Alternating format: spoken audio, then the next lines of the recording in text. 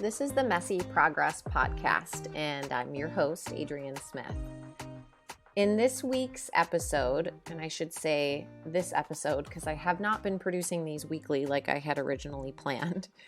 Life has gotten a little busy. I've been working a lot more, and I wanted to make sure that I was producing podcasts that I wanted to share. So it's been a minute, and I have this episode that I recorded with New York Times bestselling author Eve Rodsky. She wrote a book called Fair Play, and she's currently completing the publication of a book called Unicorn Space. Our conversation was recorded a couple months ago, actually, and it's taken me a while to put this together to share it. And I'm not really sure why, but the number one thing that I can think is that I felt super guilty that I haven't been putting into practice the work that she had from her book, Fair Play, in my life. I'm married, I have a child, and life's really like a circus. Running a small business, being a mother. Fortunately, my daughter gets to go to preschool, and she has been able to go to preschool this whole time that the pandemic's been happening. And yet there's pieces and parts of my life that I want to be better. And when it comes to the management of my whole entire household, there was a part of me that felt like I needed to implement all the things that I learned from her book before I shared this podcast with you. And I know that that's not true. Anyway, our conversation is about her book, but it's really not about her book. She shares so passionately about why she decided to start writing. And it's going to take you by surprise because it did for me. And really just the empowerment of everybody on our planet, and especially women. Women are game changers. I'm so proud to be raising a daughter. It's scary, actually. And I have this little quote on my nightstand, and it says, "Daughter, you will fly higher because you have more courage and better designed wings." And really, truly, I just want this podcast, this episode especially, to inspire not only women everywhere, but men that are raising women, men that are working with women. So that's every one of us is working with another woman in some form or fashion in our life. And I also wanted to make it clear that it's not just, this isn't just a, you rah-rah women, but it's just as we can raise women up and we can be a stand for making things equal. And what else do I want to say is just that there's places to look that we haven't been looking yet, and we're on to something this last year, especially. And for myself, I can see it in who I've become over the last year, taking some time to do some inner work and taking some courageous steps that I would not have taken otherwise to force my hand in making decisions. And then also having really strong, powerful women alongside of me who believe in me and what I'm about, what I'm creating is really something that I think we need to instill in everybody. So I hope you love this episode as much as I did conducting it with Eve. She's incredible, fiery, intelligent, passionate. There's no more introduction needed. Let's just jump right in. Eve Rodsky. Yeah. What do you say something in your book? You say you have the conversations when emotions are low and cognition is high. Yes. So talk about that. So I think, in the fair play journey for me, the most important thing was recognizing how people communicated about domestic life. So it was such an interesting process for me to understand that the home is so dangerous, Adrienne, because it presents so small. So what I mean by that is I start off my book, with my husband, Seth, and I talk about how I almost left him over a text he sent me that said, "I'm surprised you didn't get blueberries." I had a man in White Plains, New York, tell me that he was divorcing over a glue stick. People are really upset about sponges in the sink and who's setting the table when we're hangry and we're cranky. We have people who are, we're deciding who's taking out the dog, right, when it's about to take a piss on the rug. So the decision fatigue, the burnout of all the home, the caregiving and housework decisions present so small.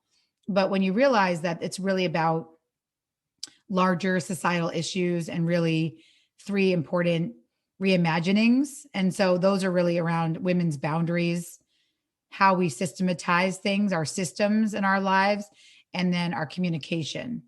And so the thing you were talking about, communicating when emotion is low and cognition is high, is not how we communicate in our homes. And I know that because I've done now 10 years of research. And typically when I ask people how they communicate, I always thought I was going to hear, well, we communicate poorly or we communicate by yelling. But actually, Adrienne, most people said to me that they don't communicate at all. Mm. And so I think that's really interesting, because if you're not even willing to admit you're communicating about domestic life, right, then how can you make a shift? And so for me, it was looking at people who would say to me, I don't communicate about domestic life, it's too triggering. One CEO said this to me, this amazing woman. And so I wrote down in my notebook for my research, doesn't communicate about domestic life. And then 20 minutes later, she says, well, every time my partner forgets to put the laundry in the dryer, I dump it on their pillow. And so then I crossed out doesn't communicate about domestic life. And I wrote in big caps, communicates about domestic life. And so I think there was a woman in the pandemic who posted in a 27,000 member Facebook group out of the UK called The Reasons I Hate My Husband and Kids During COVID.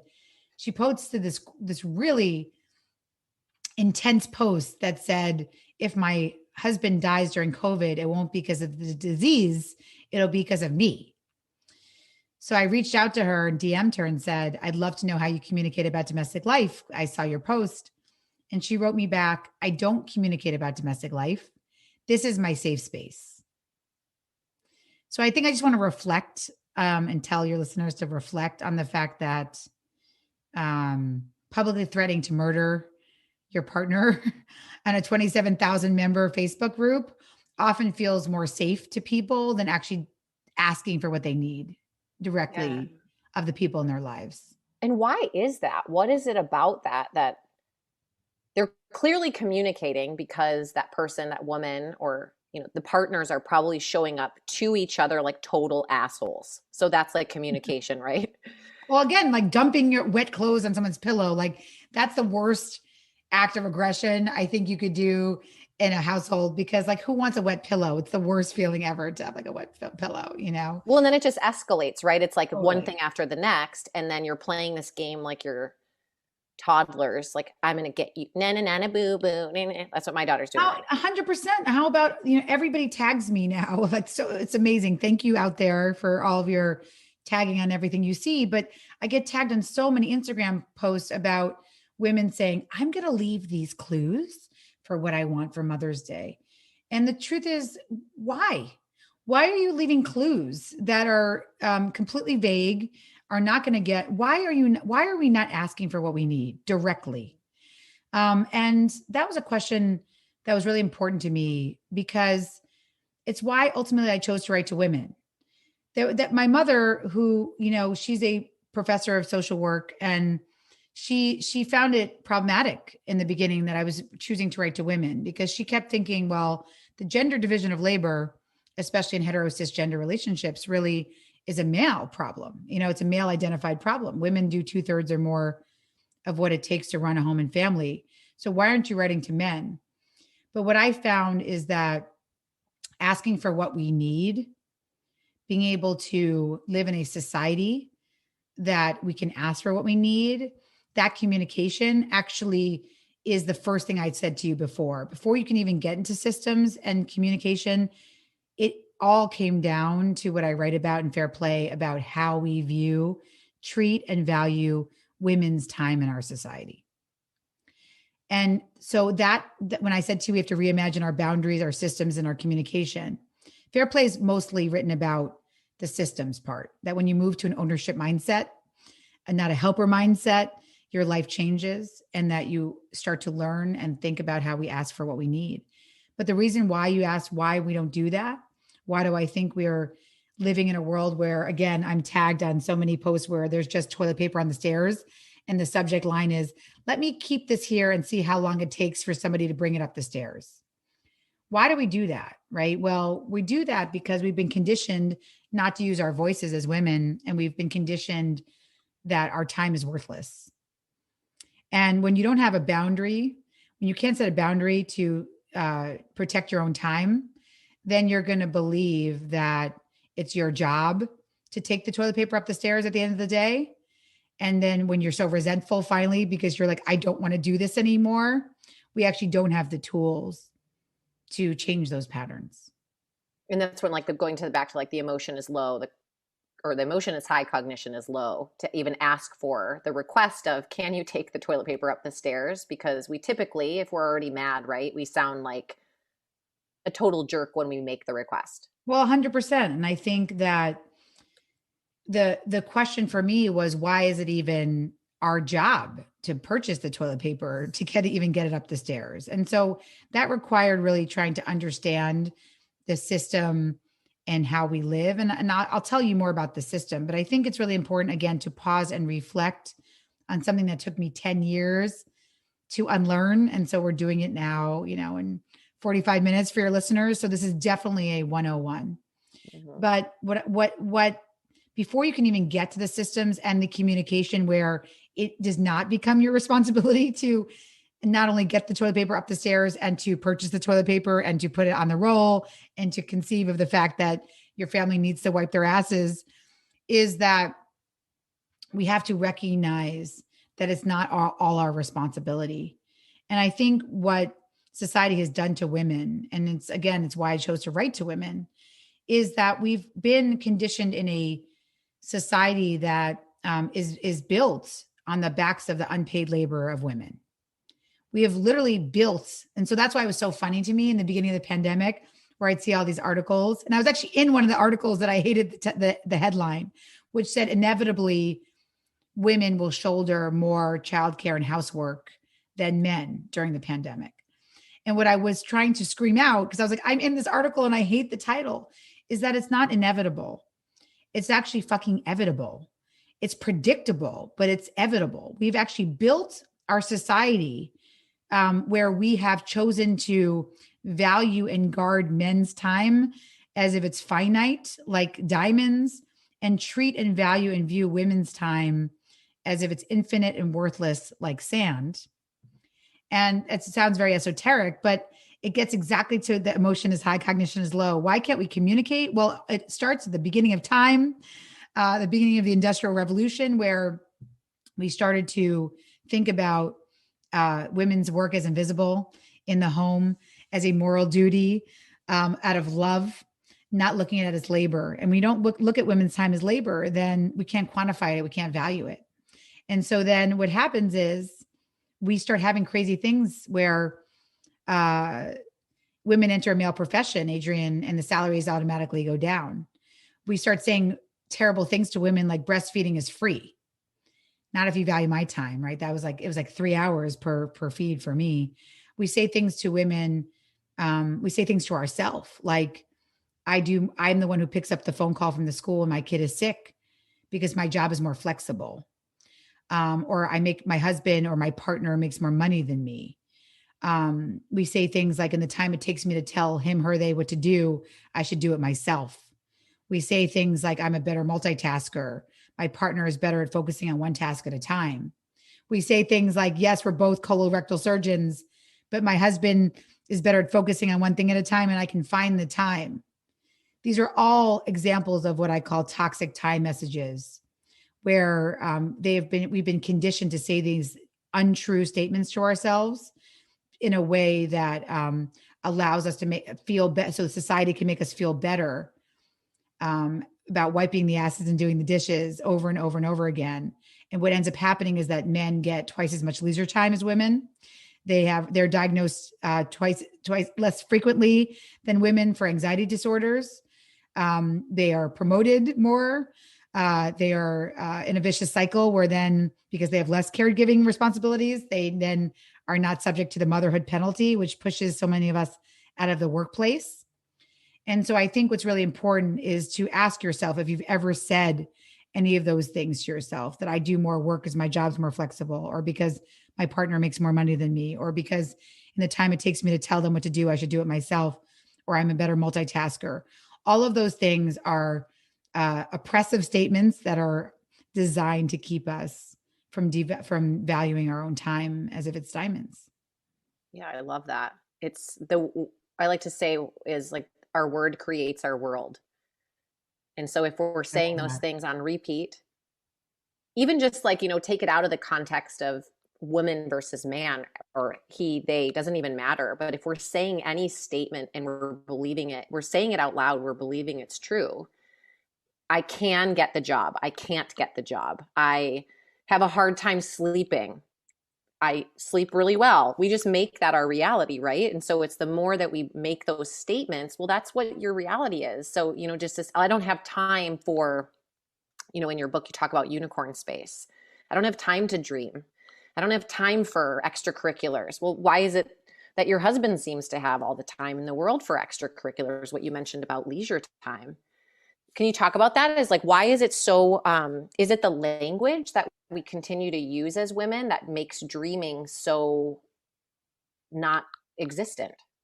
Well, I love what you just said, because I think I'm obsessed with words. I'm a lawyer. And lawyers, we design the world through words, right? A constitution on a piece of paper. The laws that we've designed that tell people to stop at stop signs are the reason why we're not run over in the street. So I'm 100% with you. I think words are everything. Even in the Bible, I think, Adam and Eve, I think the way it's said that God created the world. And I'm not religious, but I remember this from my religion class I took in college, right? The God created the world, I think, is about, he created the words.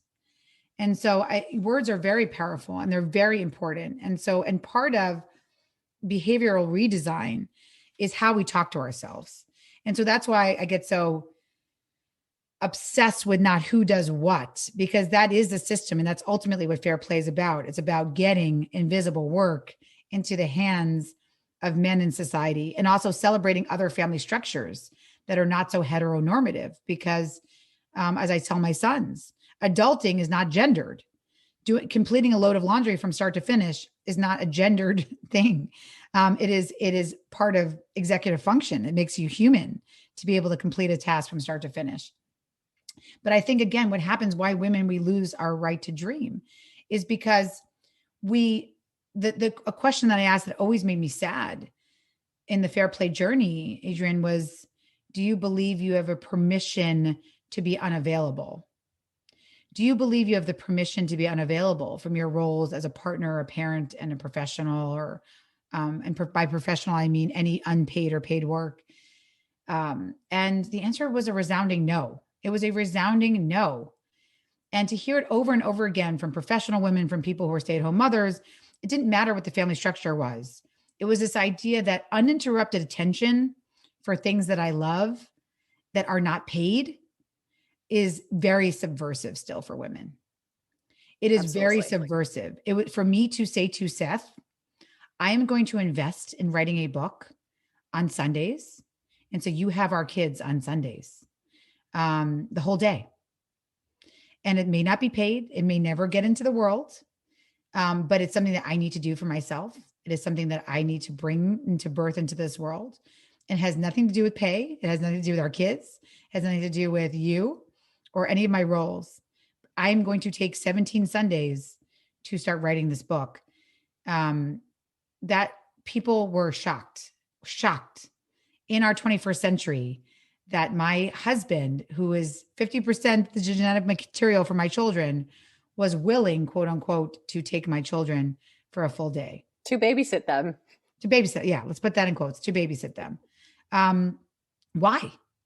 Why is that subversive? Why that may be triggering to some of you hear that today. Why is it subversive? And I think, again, it's back to that idea that we devalue women's time, combined with the intensive Pinterest parenting that we've been subjected to, plus the fact that somehow there's been this myth sold that happiness means we have to do everything together. And so I don't know where all those things came from particularly. But that trifecta is literally, it's a losing formula for women, because A, we can never keep up. B, we have no time for ourselves. And C, it's just an extreme recipe for burnout. Absolutely. And so whether it's your yoga class that someone can come to and carve out that time, it is, men are talking about this all the time. I'm spoiler alert, I'm on the productivity circuit, and there are so many pale and male men I sit on panels with who say things to me like, well, you just need 2 uninterrupted, untouchable days a week. Women are interrupted every 3 minutes and 42 seconds. In the pandemic. Yeah, and it's like the number one thing when I'm with my girlfriends and you have kids, or any, it doesn't matter who, the kids are around. I'm like, that I didn't complete that thought. What were we just talking about? What were we talking about? Sorry. Yeah, I can't. Okay. Yeah. Oh, yes, that was my water. Oh, sorry. Now it's Anna's water. So now I can't even hydrate. Now I was going to hydrate. I told Adrian that I was my yoga instructor. I would hydrate, not hydrating. Anna just took off my water bottle with her. And she spit in it, and yes, she's now back on my lap, and I can't complete. Oh, now the water's in my lap. Oh, great! Now I have to get up and change my clothes. Right now I have a wet vagina. Oh shit! Now she's about to eat some. Okay, I'll be right back. I mean, it's just the constant interruptions. It is, and so for all these men who are talking about what they do with their untouchable days, it is just not a reality. It is not a reality that we have sanctioned for women, and so it's going to require a cultural movement to reclaim our time, as Maxine Waters said, and that's congressional hearing. I'm reclaiming my time, and we all have to do it together. We have to do it as a society to say, and for me, that's where it gets back to communication. There were many times, Adrian, where I just left a garbage liner out and I would glare at it and say, is Seth going to take out the garbage? Right. But when I started to recognize that my day job as a family mediator, I work for families that look like the HBO show Succession, and I can bring some grace and humor and generosity to these families that are making the most complex organizational and financial decisions. Once I realized that the learnings I was teaching these families can actually help my family structure and other family structures get to a more fair division of labor, it required a much deeper level of communication. And so that deeper level of communication is what fair play is about. It's a system for onboarding. It's a 100-card metaphor to say, eventually you'll get to a place where you are holding cards, redealing cards. So you understand and you make visible, as you said earlier, the language is there that's depersonalized for who does what in the home. But it's not that easy. And I wish it was. I wish I can say to you, the ownership mindset works. It does. In the workplace alone, right? You don't walk into your boss's office and say, hey, what should I be doing today? I'll just wait here till you tell me what to do, right? Even my Aunt Marian's Mahjong group has clearly defined expectations. You don't bring snack twice to the group and then you're out. But the home, we don't set these clearly defined expectations. So you can't just jump into an ownership mindset of you do this, I do that. And we'll talk about what that means. The ownership mindset that we use at work, the directly responsible individual, we give people context. I'm sure if you have yoga instructors that you're training, you say, you're going to design a class from start to finish, right? Yes, of course you can have input, but we're used to doing things in start to finish everywhere else except for in the home. And the reason I believe we get into these sort of dysfunctional patterns is because we have substitutes. So the sad part is we don't have to communicate, especially in hetero cisgender relationships, about who does what, because society has substituted women for that discussion. So women become the default or the she-fault. Even in same-sex couples, many same-sex couples, they had the science shows same-sex couples have a more fair division of labor, but even there, I have a big data set of LGBTQIA couples, and still there was another substitute that wasn't gender. It was money. So the person who made more was doing less in the home. So we are used to substituting money and gender for actual communication about who does what in terms of childcare and housework. So when I say to you, remove the gendered expectations, remove the money expectations, and go and sit down at the table to have and tell each other your stories about what you value, it becomes a little bit harder for people to do because they say, I'm not used to doing it this way. So that's why Fair Play had to be a full book. It can't just be a Cards Against Humanity card game that's also sits on a shelf. Even though we do have a card game, Fair Play has a card game you can order and buy. You don't want to start with the cards. You want to start with the book because it's the unlearning. It's recognizing that we've put all of these expectations in place based on these ridiculous assumptions that actually have nothing to do with caregiving. And so when I could say to Seth, look, yes, you make more money than me. You chose private equity. I chose philanthropy, but my job is actually more valuable for society. Time is not money. We should decide who's caregiving and who's doing what in our home based on the household we want to build, the dreams we have, how we support each other and who we want to become. Those become a lot deeper conversations that you have to have. Back to the first thing you said, we have to have those conversations when emotion is low and cognition is high. And typically, it's so interesting because I'm thinking about this as like, these are the conversations that this conversation about what we value, what's important, what do we want to build, what's the foundation, core values or whatever it is. It's getting vulnerable and putting it out on the table. And it should actually happen before you get married. Yes. Well, that's why these vows are so funny. Because I always would ask couples, can you tell me about the vow you made on your wedding day? And they'd be like, and I'm like, well, the good news, it doesn't matter. What matters is your vow over garbage, right? Who's taking the bins out, who's putting the liner back in, and who is doing it with the frequency that you both agree on, right? So for me, it was recognizing that we don't have these conversations. I do think the pandemic has made it much easier for people to absorb Fair Play, to say, I want to have these conversations. We have thousands and thousands of couples that are in the Fair Play world that are really aiming for fairness. And also why I wanted to come on your podcast was because I thought the idea of it is very much in line with Fair Play. It is what I've heard from you speak to other guests is the notion of a practice, right? The messiness of a practice. So back to communication. What do I know as a mediator? I know that I asked 1,000 people, what is their most important practice? I do it intentionally vague to get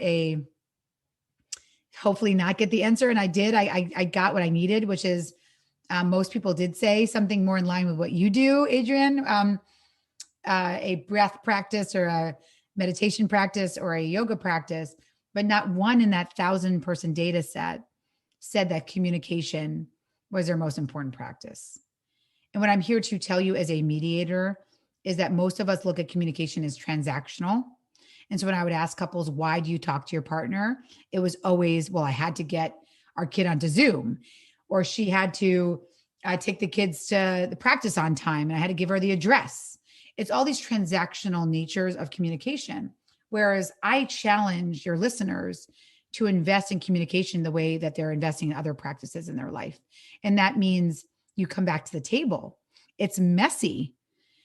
You are not going to be able to do a handstand on the first time you ever try yoga. You may never be able to, but that doesn't mean it's worthless. The practice is the beauty.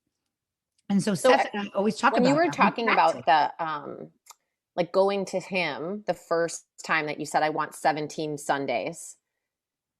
And like you did it the one time, but did you have to remind the family unit repeatedly? Like, no, this is what I'm doing on Sundays. I wasn't kidding. Well, no, of course. And that's the thing. I didn't just demand it and say, I'm out of here, because I think the striking, the fed up nature is how we ultimately do get to boundaries. And often I was seeing that my most, and this required privilege, but a lot of my most empowered friends were ones who were divorced because they had those 17 Sundays. They had every other weekend to look forward to, that they had uninterrupted attention for things that they loved. And the gender division of labor was much more fair. But in my situation, I really did want to stay married, not because I necessarily believe in the marriage institution. I'm not like some bizarre conservative cultural warrior. I'm here just to say that for me, I liked my husband. I liked Seth. I enjoyed time with him when we weren't fighting over who was putting the garbage liner back in.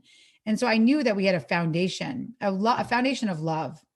But what was stopping us was that he was devaluing my time. And so before I could even get to the 17 Sundays, which is now what we do, he takes many, and sometimes we want to spend time together, but oftentimes we say it's not fun to be together with kids. And our kids are nicer to us and they don't fight as much when there's just one parent, so and again, of course, this is the privilege of having a partner, but if you have a partner, right, it should feel nobody should be holding all the cards. And so now we are in a practice, but remember, this is I had the blueberries breakdown in 2011, right? So this is 10 years later. We are in a practice of, yes, if you need a Saturday off, you need a Sunday off. It's inherent now. Often I take most of Saturdays and he takes most of Sundays. So we can get our practice in of the other things that we love. But that requires the practice number one. Practice number one, the foundational Maslow hierarchy practice before you can get to your self-care practice is, and this is the productivity practice, is to customize your defaults of who does what. But you do that fundamentally first by just starting to check in. And so for Seth and me, it was starting to use the mediation tools I was using with my clients, saying that Seth and I did not have a vocabulary to have these conversations. I was so mad at him. I was so angry at him for making me the fulfiller of his smoothie needs. So what we started with was we started where we were, which was let's just invest 10 minutes a day with tacos and tequila or some, as I told you earlier in the beginning of our recording, that I'm a huge consumer of trans fat. So often it was with like a Duncan Hines frosting and just a spoon. But it was this idea that we would sit down with short-term reward substitution, which is a term I know from my mediation practice, which means you pair something hard with something fun. So, it was often with, like I said, tequila and cookie dough or frosting. And we would just say, let's just start checking in. And the practice of sitting down with your partner for 10 minutes a day was so hard.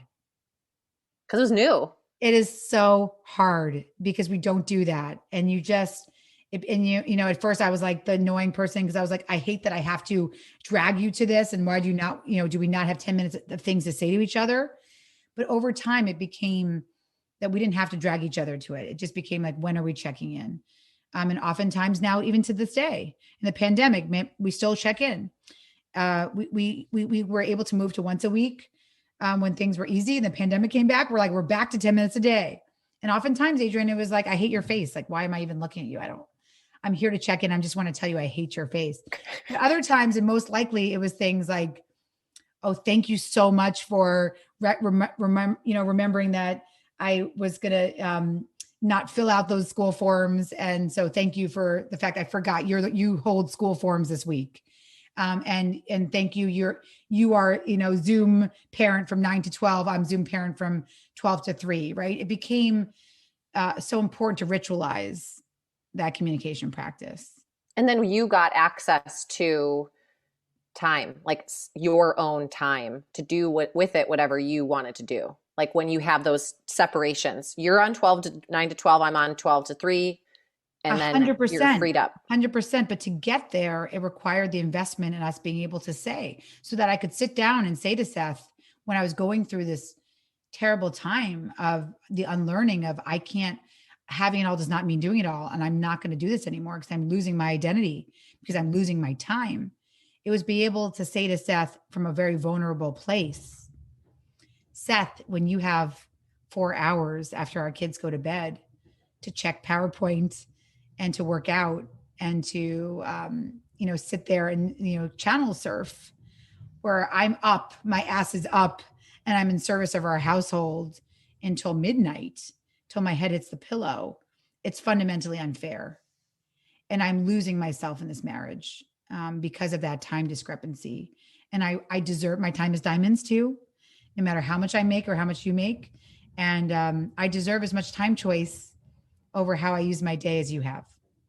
And so if that means you have less time choice because you don't get the 4 hours after our kids go to bed, but you're dealing with the school form, so you have 3 hours and I get 3 hours, or it's 2 and 2, it's going to mean that we have to look at our fairness unit, our time collectively, and then be able to say, we both deserve time choice. So how do we get there together? And that was a very vulnerable and hard conversation to have, because I had to have a boundary where I was willing to say, my time is diamonds and I'm not going to do this anymore. I'm not going to be the default caregiver and household manager, and gift buyer, and logging onto form doer, and school form portal password holder, All the and things. emotional manager of my in-laws, and on and on and on, until I couldn't do it anymore. Yeah. What I hear you saying in that is like you took a stand for you, your life, everything that you probably we've been thinking a lot about and doing this like a lot of inner child work. And it's like when we Yes. were Yes. 4, 5, 6, 7, and you even like whatever, girl, boy, doesn't matter. Like you may have had a dream of like being married, like, little Barbie and Ken doll or whatever. And then it's like, oh, this isn't that at all, this Nothing. relationship I'm in. Yes. Nothing. And it's like having that moment where you realize that you're not fulfilling on like your inner child's full dream of your entire life.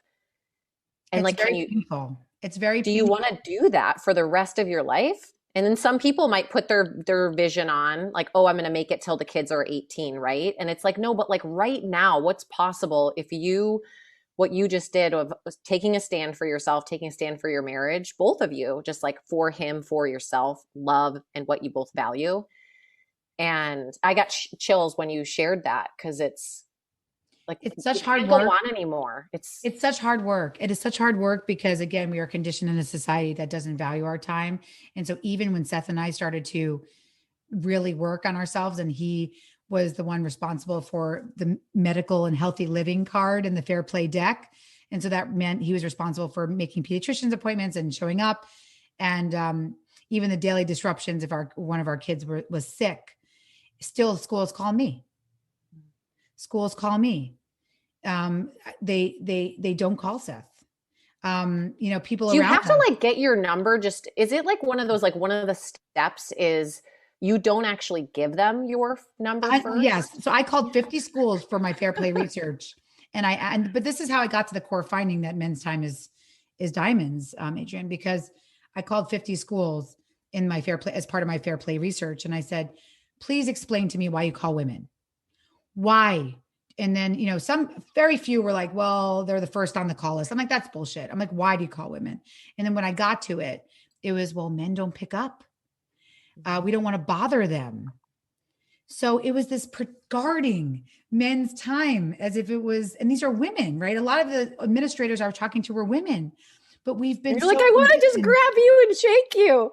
Even kids say, daddy's on a meeting or in a call, but they'll burst into our meetings and calls, right? So getting my kids to start valuing my own time, that was hard too. And because we are not trained to have these types of boundaries. We are trained to, as the women who wrote a book that I love called Burnout, they call it human giver syndrome.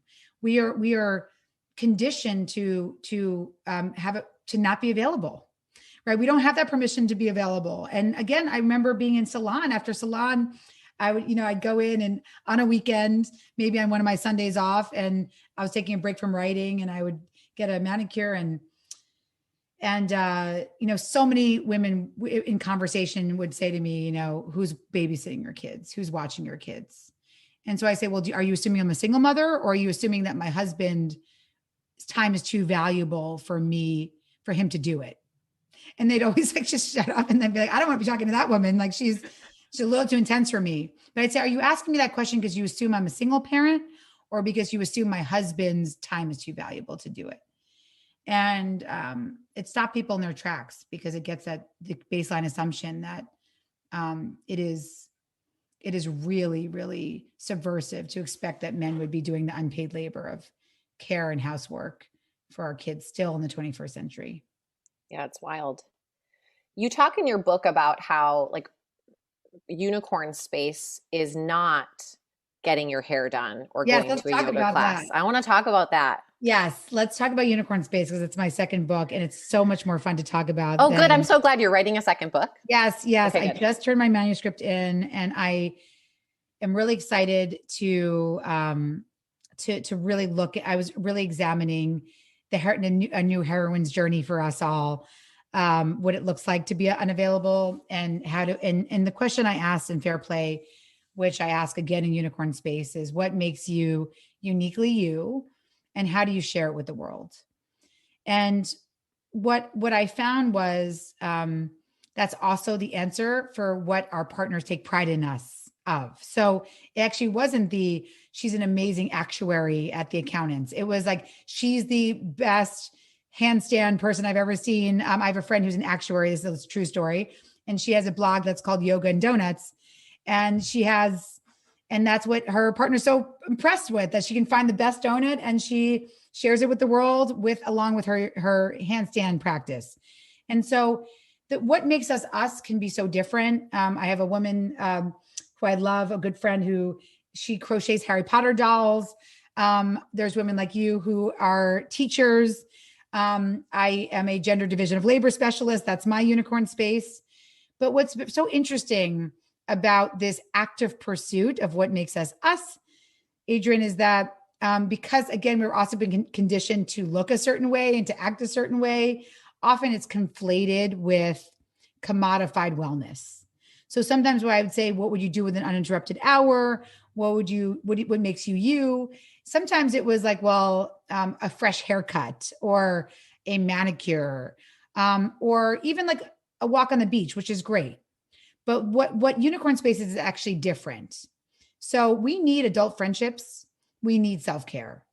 For me, it's maybe less healthy self-care, where like, eating a pie is my self-care, but baking a pie is a different part of the brain. The active pursuit, it is a completion goal from start to finish. So it's those goals I'm talking about. I'm talking about the active pursuits. Reading a book is awesome. But if you're reading a book to research to write your book, activating a different part of your brain and your motivation. And so Unicorn Space is really these active pursuits. And a lot of how you get there is by looking at the question of, what do I want to share with the world? And if you're not there yet, it's fine, because again, we've been conditioned not to have the time for these to dream. But that's what my second book's about. It's a plan for how do you get to what I call the 3 C's, the most important 3 C's of creativity. And that is curiosity, connection, and completion. And the completion part was really interesting because so many of us are stuck in the unfulfilled dream phase, or as my friend calls it, she calls it the graveyard of GoDaddy, where she sees all of her unfulfilled dreams as URLs she bought. And she's like, I don't want to live my GoDaddies to live in my graveyard of unfulfilled dreams. Oh, I love that. That completion step is really important. So I talk a lot about, in the second book, about how important it is to have uninterrupted, sustained attention for things that we love. And that it really requires not only a permission to be unavailable, but a permission to burn guilt and shame for taking it. And then, of course, being able to ask for what you need. Yeah. And it's so different. Like what you were saying is it's different for everybody. It could be what you do for a living as your Unicorn Space. It could be. Right? Yes, 100%. So talk about that as like, you mentioned that in your book about how there's like a checklist for what it is and what it isn't. And so your job can be Unicorn Space if it fulfills a couple different parameters. Exactly. The question you would ask yourself, is your job your Unicorn Space? Would you be doing it for pay? Would you be doing it if you weren't paid for it? That's like really the anchoring question. And then, does it bring you joy, excitement, fulfillment, flow? The flow state. Do you feel like time is interrupted? Are you, is time freeze and move forward at an extremely exciting pace in what you're doing? It doesn't mean there's not rigor around it. It doesn't mean that if you're teaching yoga, your certification doesn't suck, but it means that there are flow experiences related to your work. Most people, their job is not their Unicorn Space. And so it's about finding a pursuit that is ultimately a flow state, active pursuit, but that really is not only just bringing you joy, but is bringing you your identity back. Because part of it is, we do lose our identity in milestone fulfillment and roles. And that gets back to the inner child, is that the inner child is broken often because our milestones that maybe our inner children were conditioned to believe would bring us happiness don't. And to wake up to that nightmare that these things that society told you were going to make you happy don't is really a very big jarring thing. And I think for me, it was like, oh, I love our apartment. I have a kid. I have a husband that I enjoy. And then looking and being like, I'm really not happy in my life. And understanding that external, extrinsic motivation and milestones have been keeping me going since I was a kid. Getting out of a single parent household, a working class household, required a lot of rigor of saying external milestones, get A's, I want to get into Michigan. I want to get into Harvard.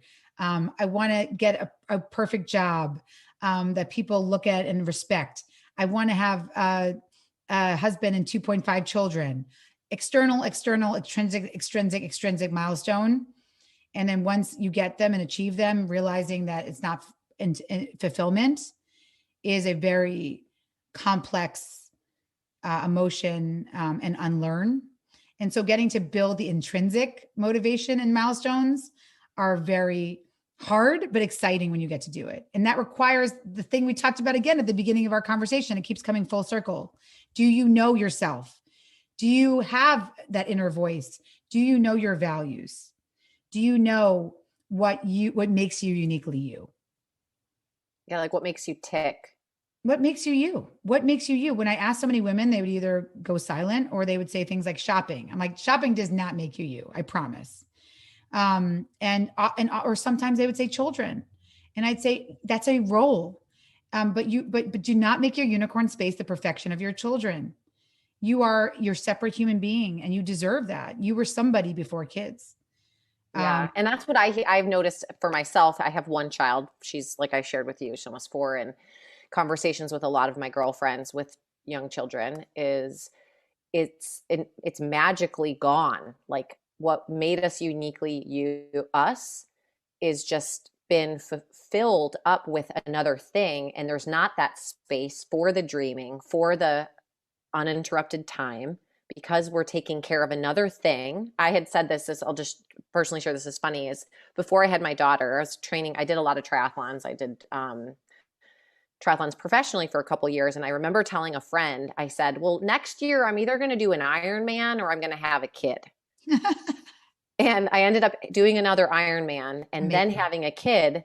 But what I realized was like, I didn't actually want to keep doing the Ironmans. I was done. That wasn't my unicorn space anymore.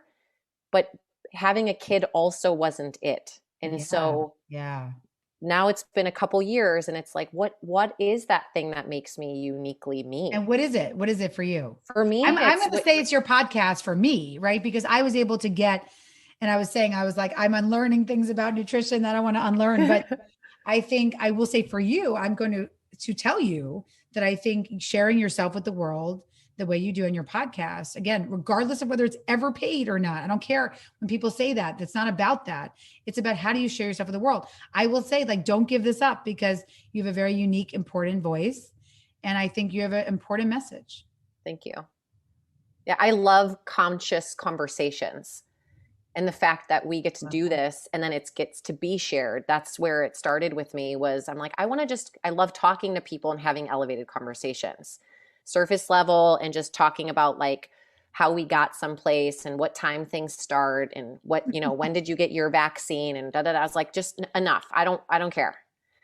And I love conscious conversations because I think, we can end on that for your listeners, that what an amazing takeaway for Earth 2.0 if you start having conscious conversations. And what I mean by that is that I had so many women where I would ask them about their mother friends. So I had this interesting exercise where I would say, tell me that your 2 friends you met after you had a kid. And so they give me 2 names. And I'd say, tell me where they grew up and where they went to college, if they did. And they would look at me like blank-eyed, like they had no context for these women outside of the fact that they were mothers. And I was like, you don't even know where this person grew up? You don't know if they went to college? Like it's just, or whatever it is, basic questions. But so start asking questions, ask people to tell you their stories. What I've been starting with is what makes you you and how do you share it with the world for women that I didn't have as deep of conversations with before, and men too. And I do it. I've been to only to 2 dinner parties since the pandemic, since we've been vaccinated. And everybody thinks I'm probably a little off because I'm not going to do it. I'm not going to have small talk about the weather or, what kids are doing these days or what camps they're going. I don't know. I want to talk about politics. I want to talk about how you're changing the world. I want to talk about what makes you uniquely you. And so, you know what, Adrienne, if I get invited to less dinner parties because I'm trying to go deeper and have these conscious conversations, then that's good. Thanks for listening. I hope you have the most incredible and radical day, and that you step forward into freedom and courage from this conversation in a way you would not have otherwise if you didn't listen to it. Thanks for listening.